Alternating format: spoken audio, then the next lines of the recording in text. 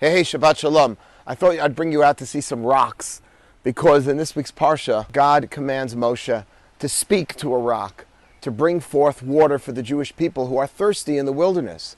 Now what happens? Moshe hits the rock and he gets punished by not being allowed into the land of Israel. How does the punishment fit the crime? I mean, okay, it wasn't a great thing. He hit the rock as opposed to speaking to the rock. Maimonides, the great Rambam, wrote, because Moshe displayed anger publicly.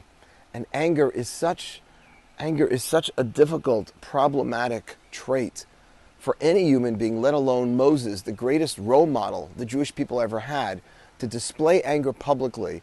That became worthy of preventing Moshe from entering the promised land. How often do we get angry? We lose our cool. And when we were supposed to do A, we do B. You know, we get angry because it's fight or flight. Right? Physiologically, we are hardwired when we're threatened, when we're feeling threatened, to either run or to fight. And therefore, there's less oxygen that goes to the brain. More oxygen is going to other parts of the body to either run away or to fight back. And therefore, we don't think as rationally. And we say silly, sometimes really stupid things that usually we regret. And that's why one of the most important ways of dealing with anger, just very superficially, is to breathe, is to count. Because it allows more oxygen to reach the brain, to our thinking centers. So we don't say or do things that we are upset about a little later.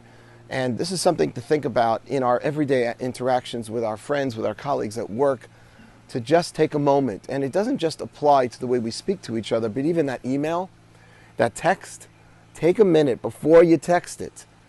Let it sit for a minute. Come back to it 5 minutes later. Show it to a third-party objective friend and say, hey, do you think that's crazy?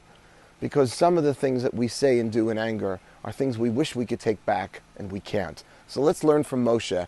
Let's get a little more oxygen to our thinking centers before we express too much resentment over something that might be legitimate. But because we're not thinking so much, we need to take a breath. Take a moment. Let's learn from this incident. Shabbat Shalom.